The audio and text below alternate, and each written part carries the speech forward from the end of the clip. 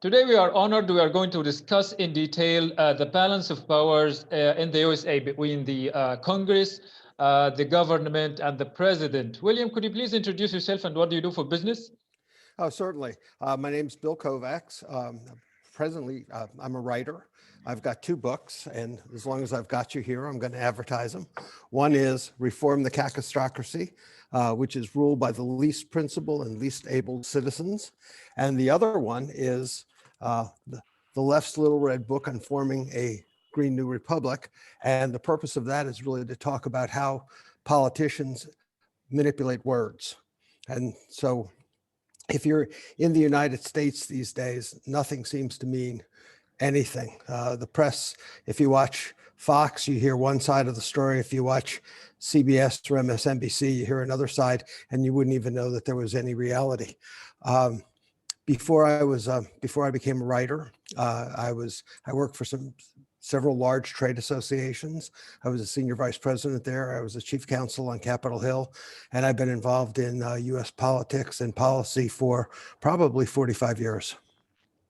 That is more than awesome. So my first question here, do you think the power that the elected officials have is, let's say, genuine, or did they, let's say, twist the policies to enhance the powers they can use? Well, if you look at the Constitution of the United States, it's a document that gives very limited powers to the government of the United States and preserves a lot of the powers for the people. What's happened over the course of really the last century is that the government has accumulated more and more power. The way it's done it is the Congress has passed various laws, and rather than having oversight, making sure the laws are enforced, they've just let the president do virtually whatever he would like. And through the use of executive orders and regulations, the president literally rules the country, and Congress has very little authority to stop it. And if you're in a situation like today, where the president and the Congress are of the same party, there's virtually nothing you can do, because at that point in time, Congress controls all the votes, the president controls the bureaucracy, controls the Department of Justice, the FBI. Congress can't even enforce its own subpoenas. So we're in a position right now where when you have one party rule, you really don't have a lot of democracy. What you have is one party rule. And then on top of that, the courts over the last 2 centuries have literally given themselves more and more power to do virtually whatever they want. For example, one of the first decisions in the courts was to recognize that the government has sovereign immunity, which means you can't sue the government. And then they gave qualified immunity to the police, so it means you can't sue the police. And then when they had trouble a few years ago trying to pass Obamacare because it was a violation of the Interstate Commerce Clause, they found it to be a tax. So the courts do whatever they want, because you've got to keep in mind the courts are not independent. They're political appointees, and they work for the political parties, and they make sure that the parties are supported. Not really the parties, the government is supported, because right now what we have is we have government and we have the people, and the government views the people right now as the servants. So my question here, is it still safe to run for office, in this kind of imbalance of power? Well, safe is a subjective term.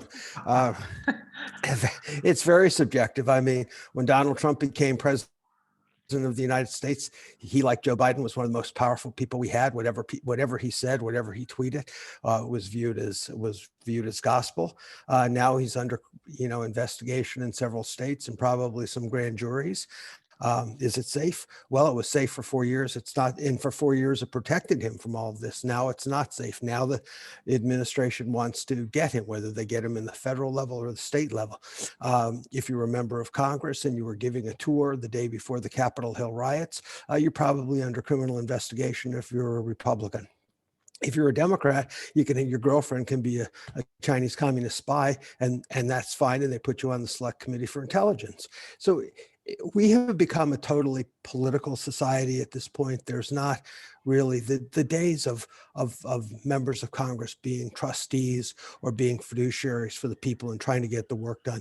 That's gone. Today we have trillions and trillions. Let me make it clear. We have trillions of dollars. We used to have 3 trillion, then we had 4 trillion. Now we have 38 or 30 trillion dollars in debt. We just spent another $2 trillion, and we keep on spending money. And what happens is we spend this money and we give it to the friends. 95% of the last $2 trillion went to their friends in the unions and to bankrupt states that were Democrats. So is it safe to run for office? If you win, it's safe. If you lose, it's not safe. Wow. Okay, that's where we've been going for the last several years. So my question is like, what is the effect of the federal government in this situation? When you say the effect of the federal government is that at this point in time, the federal government runs everything. That they appropriate as much money as they need, and anything that they can't rule through executive order or regulation, and if it's a state function, they buy off the states. They say, we'll give you X billions of dollars if you'll do A, B, and C. We have 1,400 programs in which the federal government right now pays the states to do federal work that they couldn't get the states to do under the Constitution. So they had to go bribe the states. So what we have is a series of lockdowns, all federal power. There's a great dispute right now as to the accuracy of the data. We've had changing policies. So we've had a lockdown now for a year. We're in a position where we're what I would call constant fear mongering. Every day we're being told something new is going to get us. If the virus doesn't get us, then we're going to have a new strain of the virus. So there's a constant fear in the United States. For the longest time, people were afraid of going out of their house. Now, the one thing I will say that the government's going to have a problem with is the American people are not exactly, they're not sheep. The American people are really smart, they think, and they're getting very, very tired of government. And the government can keep on forcing us down, but you're going to see more and more people. The other day, I just saw some video in Idaho. They were having a mask burning party. That was great. Texas, they've just decided to open up the whole state. So what's happening is the people are now taking control because they're finding out that the government has been misleading a lot of people. It's just as safe in Florida and Texas that have been open as it is in anywhere else in New York. In fact, it's safer, and you don't have governors sending people to nursing homes to die. So it's really a question of it. The people have to start taking control, and I think they will. And in terms of the politics, as long as I'm prognosticating, I think the Democrats have 2 years to implement socialism. If they can't implement socialism in 2 years, they're going to lose dramatically at the ballot box, and the Republicans are going to take over at least the House of Representatives. Okay, so my question here, like the candidates, of course, go to the Congress by the votes of the people, but they are, let's say, financed for their campaigns and for their advertisements and so on by their party. Like, what kind of candidate should the people look for and support? Well, I mean, if you looked at the Constitution, there are no political parties in the Constitution. The Constitution is free. What the Constitution had anticipated is that you would elect people who would do the best that they could do, that they weren't going to be aligned with the party. The way it works today is because the parties have so much money, you can't really run without a party. So what happens is the two parties together, and just to give you an idea, 99.62% of all elected offices in the entire United States are held by a Democrat or Republican. So you have two parties and they fight for control of trillions of dollars. Imagine you wake up tomorrow and you're a member of Congress and you're on the Appropriations Committee. And at that point in time, you're looking at how you're going to divvy up $4 trillion. And then you're the president of the United States with the Federal Reserve, and you say, well, all of our supporters in industry need a little bit more money. So the Federal Reserve makes interest rates zero. And then the government appropriates hundreds of billions of dollars for the corporations so that they have profits. Throughout the whole pandemic, the stock market has gone crazy. We've done very well. The corporations have made profits. We're doing better than we were doing before. Why is that? Because the federal government gave them the money to be profitable. And so we're in a situation where the corporations like socialism as much as the Democrats do, because they get more money in socialism. The corporations no longer in the United States want to compete. What their version of competition during the pandemic was protect the big guys, keep Walmart and Costco and everybody open, but shut down all the small guys. What happens is those small guys, those millions of small guys are all going out of business, and the big corporations get a bigger market share. That's where we're going in this place. So my question here is about the balance of power between the president, the Congress, and the bureaucracy. How does it pan out? Well, think about it. Congress has, on the best of days, they have 535 members of Congress. They probably have 10,000 staffers, and they have no scientific advisors. They have no mathematicians. They have no physicists. They have no space engineers. They have all generalists, mostly lawyers. The President of the United States controls 400 agencies, 2 or 3 million staffers, another 5 or 6 million contractors. All of the agencies in the entire United States are controlled by the president. And any morning he wakes up, he issues an executive order and changes whatever he wants. I mean, it's like the best example is the last several weeks where the new president, Biden, has issued 52 executive orders or orders and memoranda. So he's virtually changed in a 3-week period of time every single thing that Trump did, and he did it without Congress. You want to talk about balance of power? That's the balance of power. There is no power. And Congress has become, over the years, irrelevant. They've been very happy to delegate it to the president, because if he makes the decisions, they don't have to worry about going home and explaining a tough vote to their constituents. Okay, so you have been like saying that the Democrats need to execute or put socialism. Why is this important, do you think? Why is it important to have socialism? Yes. Because it's control. It's control. It's if you buy off the whole country. Benjamin Franklin, one of our founders, said once that when the people learn that they can vote themselves through their representatives, they can vote themselves money, democracy ends. And that's really where we are. They're voting themselves money. And if you look at all the money that has gone out, especially this last $2 trillion, very little of it, a couple billion goes to the pandemic. A little bit goes to the small businesses. The bulk of it goes to big labor. It goes to teachers' unions. It goes to the other unions. It goes to large corporations.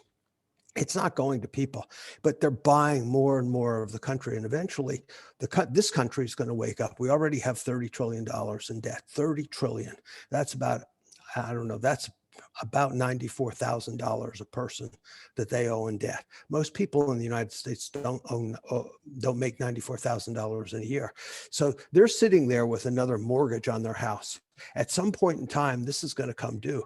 And the theory here is, well, as long as we're paying us back in our own currency and the Fed can keep rates at zero, it doesn't make any difference because money is free. At some point in time, the rest of the world isn't going to view us as the major currency that they want stability in.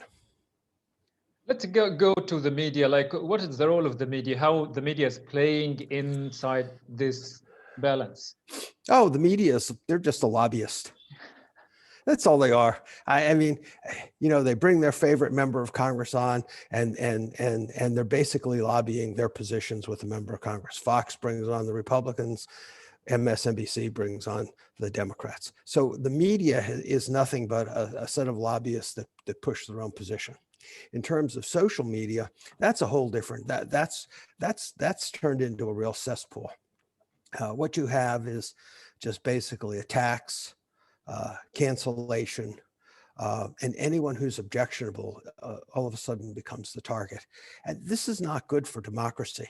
Democracy needs free speech. Democracy needs a free press. Democracy needs a press that can talk about both sides of an issue, not to lobby you for one side. So when they bring a member of Congress on, they're bringing that member of Congress on to lobby the constituents as well as other members of Congress to that position, not to any other position. And that becomes a real problem after a while, because everybody is only looking at a very small part of what they want.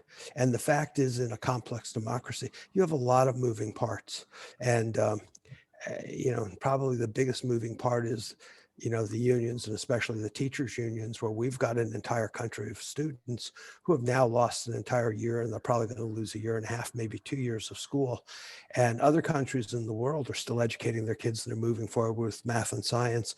And we're worried about whether or not the teachers get their first shot or their second shot before anybody else. So my question here about social media, like there was a decree or a ban on Twitter and on Facebook against Donald Trump. How do you read that? Well, you have 4 or 5 corporations that control discussion in the United States. And one of the defense that everyone gives these corporations is that they're private corporations and they're not subject to the Constitution. That's completely wrong. I wrote an article about this several months ago in the Libertarian Republic. The point is that Section 230 gives them this governmental immunity. In other words, they can't be sued. No matter what happens on their site, they can't be sued. So they're now functioning as a government. They've taken on the role of the government. They are a government, and they need at a minimum, they need to extend due process to whoever they're going to cancel on their site. But at a minimum, they should be subject to lawsuits.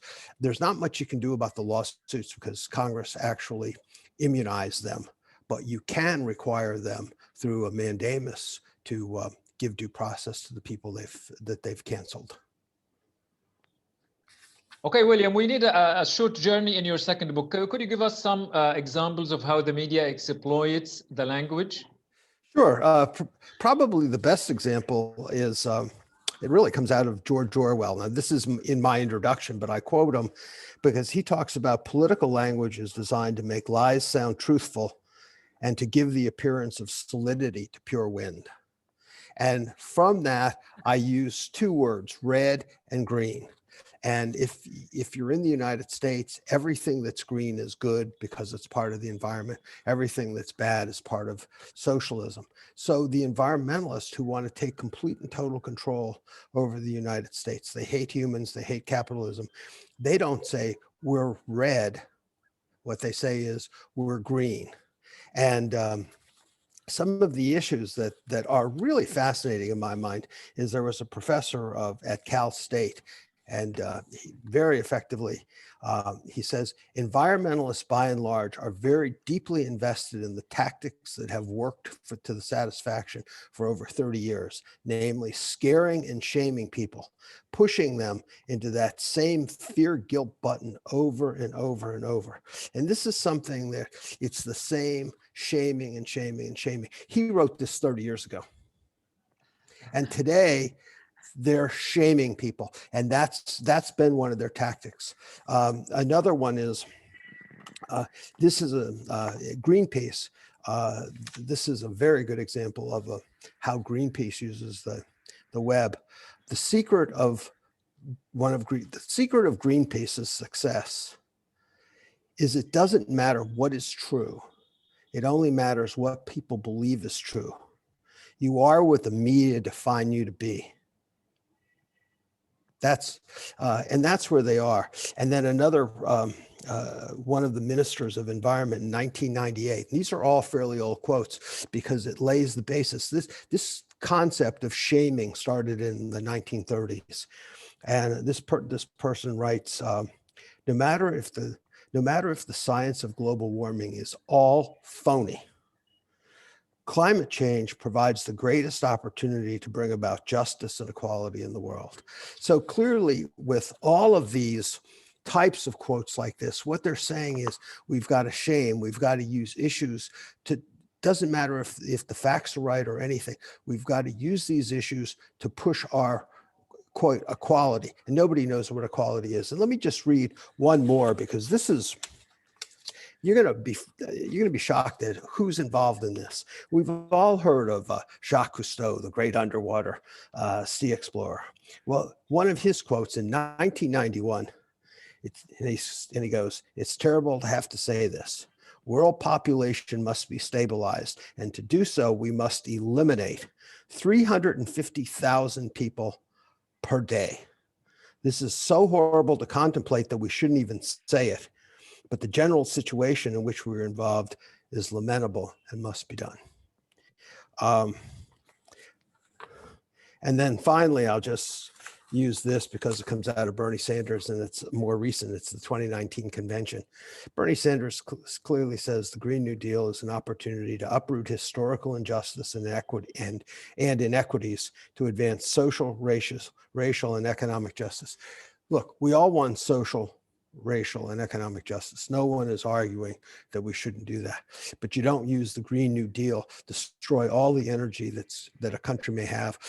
Stop all of your pipelines coming in so that you can't even produce the oil that you need to run a society, just so that you can manipulate society. And it all starts back with Orwell's quote, well, when you're making wind look solid. And that's where we are.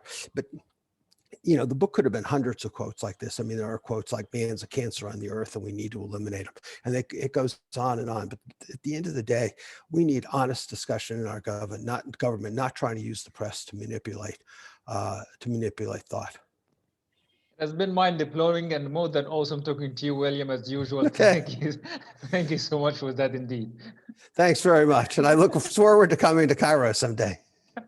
Talk to you later.